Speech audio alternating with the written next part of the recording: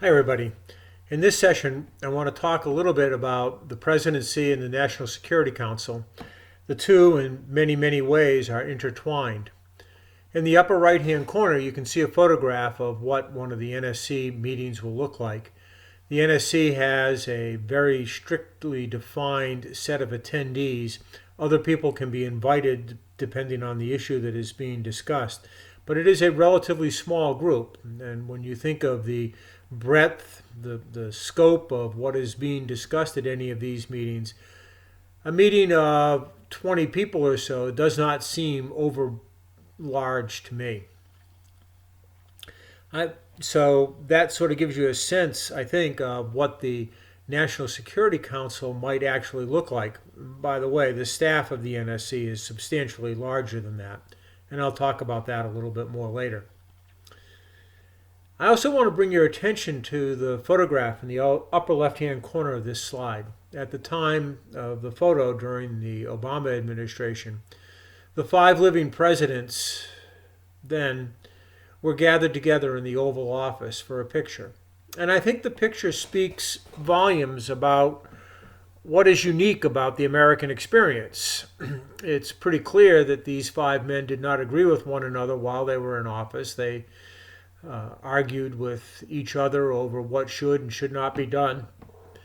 But the fact that they can gather this way, the fact that they are respected by one another, and the fact that they can accept the directions and ideas of others, even while arguing against them at times, speaks to what the American democratic experience is.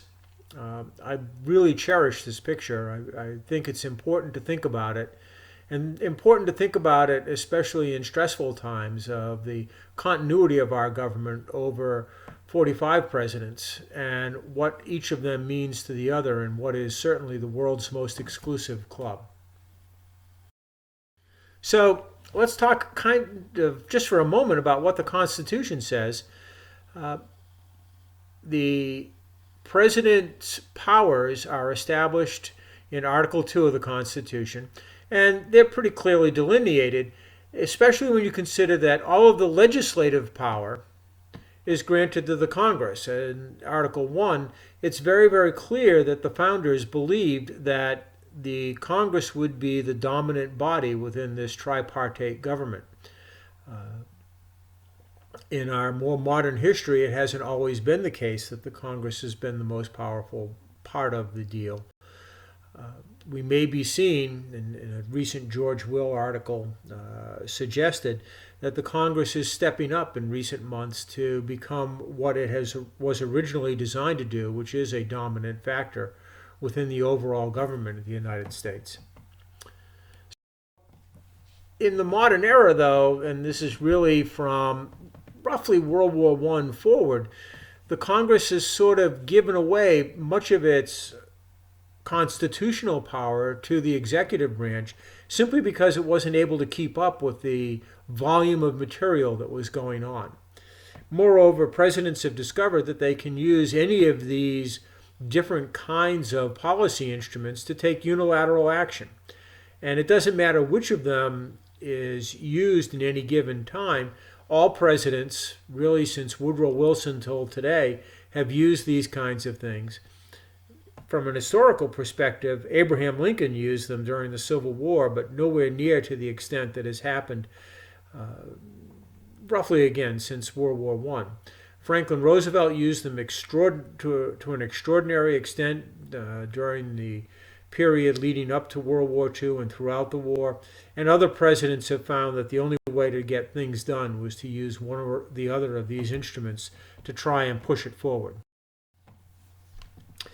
And one of the ways that the Congress, really working in collaboration with the executive branch, tried to make this a little bit more regular was the passage of the National Security Act in 1947. And this act was an attempt on the part of the Congress and with the agreement of the executive branch to try and avoid this kinds of situation that occurred when Franklin Roosevelt died and President Truman, pictured here, took office. At the time, the way Roosevelt ran his White House was pretty chaotic. He was known for pitting people one against another, but keeping very close control within his own pocket and with what he was willing to share and not share. Unfortunately, in the case of Truman, what that meant was that many military secrets and aspects of the conduct of the Second World War were kept a secret from Vice President Truman. That meant that when Truman became president, he had to be briefed almost from scratch on matters of some importance, like, for example, the Manhattan Project, which he did not know existed.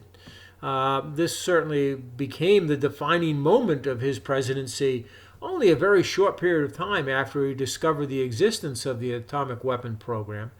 The Congress and others believe that this is probably not a sensible way to try and run this. So they set up the National Security Act and the National Security Council, which is in a way for the president to try and work through different foreign policy agenda.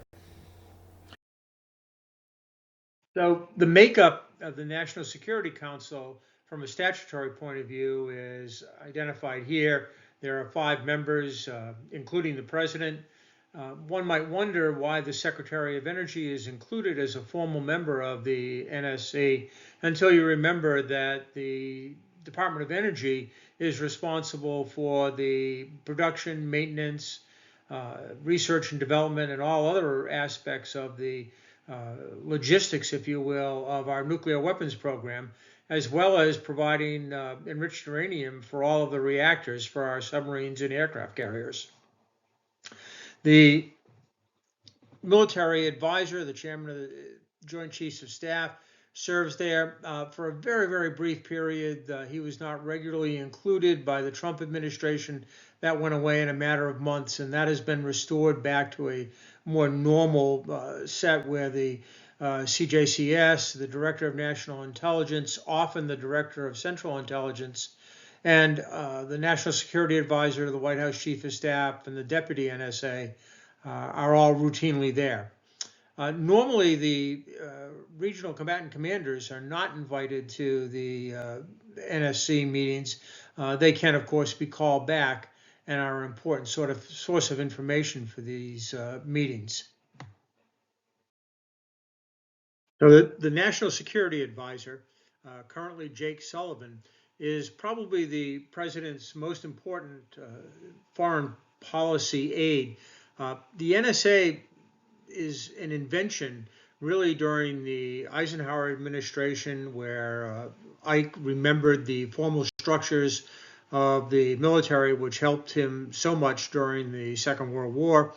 And he created the position really so that he would have a advisor, honest broker, and an advocate for his interest, and someone who could manage to watch over that, to ensure that people were not wasting his time. The NSA's responsibility is to manage policy and is supposed to have a pretty wide range of experience in order to do that. Mr. Sullivan is almost a prototype of what this is about. He has had extensive experience in former administrations as policy advisor, as the national security advisor to the vice president, and so on. And so he has reintroduced a sense of calm into the position, a sense of calm in what is otherwise a pretty chaotic environment.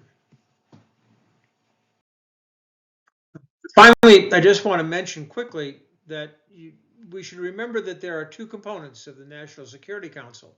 The statutory members, and as I mentioned, all of the people who are formally invited to come to these meetings. These are the very senior people with titles like SecDef, Secretary of Homeland Security, and so on. In addition, the NSC has a fairly formidable staff.